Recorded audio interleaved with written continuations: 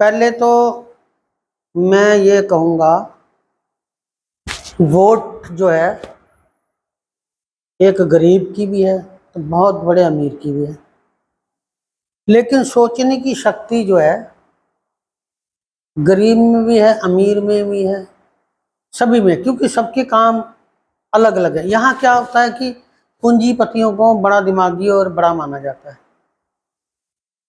पर यहाँ पूंजीपतियों को भी ये याद रखना चाहिए कि हमारी जो घर बार बिल्डिंग है बननी है, हमें आटा चावल राशन तोलने वाला लगाने वाला ये गरीब नहीं होगा तो फिर ये इस मकाम में हम कैसे खाना भी रात को नहीं खा सकते अगर गरीब ना हो तो ये भगवान ने अलग अलग काम दे रखे सबको।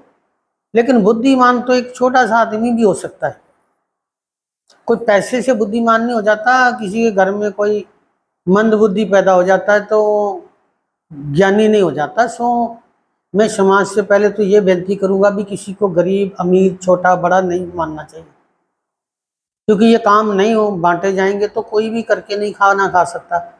अब आती है बात कि हम इलेक्शन क्यों लड़ते हैं, क्योंकि हम कई वर्षों से, आज हमारी 62 साल की उम्र हो गई है, 20 साल पहले हमने चुनाव का बिगुल बजाया था, 40 साल की उम्र तक हमने कोई भी राजनीति के ऊपर ध्यान नहीं दिया था, समाज सेवा के ऊपर ध्यान दिया था।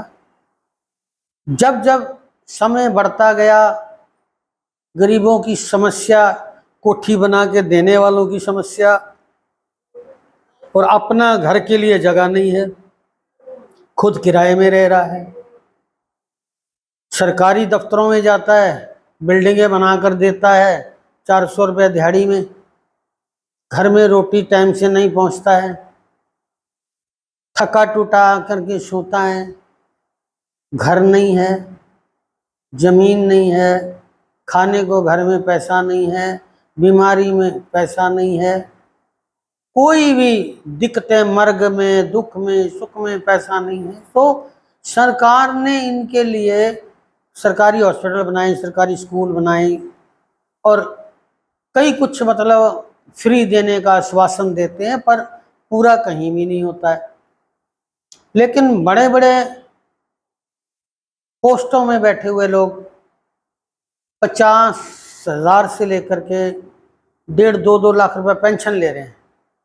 सो गरीब के साथ, और जो छोटे छोटे दुकानदार हैं, कपड़े के देखो व्यापारी हैं, आज हमारे कड़ा जयमल सिंह है, कितने टैक्स गवर्नमेंट को अदा कर चुके हैं, उसके बदले में गवर्नमेंट ने उसको क्या दिया?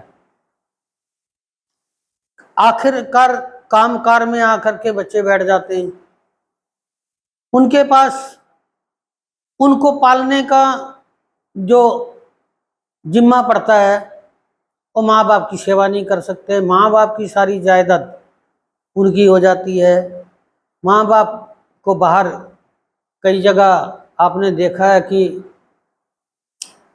उनको उधर भेज दिया जाता है, तो ऐसा है, घर से बाहर किया जाता है। सो मैं लोगों को अपनी तरफ से मैं कहता हूँ, अगर मैं पार्लियामेंट लड़ता हूँ, मैं जीत के आता हूँ, तो मैं हर आदमी को एक 250 गज का मकान, और हर आदमी के लिए 30 से 50 हज़ार तक पेंशन, ये मेरा खास वो है। इसके लिए आप कोई भी टैक्स लगा दो, हर पब्लिक देगा, पर उनको ये तो पता हो कि जब हमारी वृद्धावस्था आएगी, हम लोग बूढ़े होंगे, तो हम क्या खाएंगे?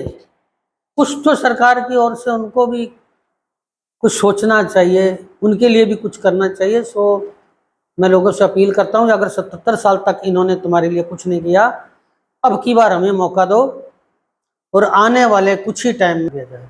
देखो, ये तो अंग्रेजों ने भी ये हिंदुस्तान में राज किया, उन्होंने भी ये सोचा होगा कि हम कभी जाएंगे नहीं, लेकिन जब लोगों ने उन शहीदों का साथ दिया, लड़ाइयाँ लड़ी, आखिरकार गोरों को भी भागना पड़ा। तो ये समय आ सकता है, ऐसी कोई बड़ी बात नहीं है, लोग समझ जाएंगे, पढ़े लिखे लोग आ रहे हैं, वो ये जो समस्या है उसका समाधान वो वोट पाके ही निकाल देंगे, ये मेरा दावा है, वादा है। अमृतसर के लोगों के लिए कौन कौन से मुद्दे आपके हैं? देखिए, अगर मुद्दों को ढूंढने जाएं तो यहाँ कई पुल हैं, यहाँ पर। और वो पुल कई टूटने वाले पुल हैं जो आज कई सालों से पड़े हुए हैं, उनका मुद्दा है। और ये डंप का मुद्दा है, बीमारियों का मुद्दा है। जहाँ भी कहीं जैसे किसी घर में अगर बिजली चली जाती है तो वो बिजली वाला बुला करके 10 मिनट में अपना काम करा लेता है। अगर सरकारी बिजली चले जाती है, सरकारी मुलाजिम, वो दो दिन तक नहीं पहुंचता, तारें नहीं पहुंचती, लाइनें नहीं पहुंचती। बड़ी समस्या है जो हम लोग हल कर सकते हैं, क्योंकि सरकार इसकी अनदेखी करती है, परवाह नहीं करती है। इनको परवाह करना पड़ेगा और लोग समझा देंगे।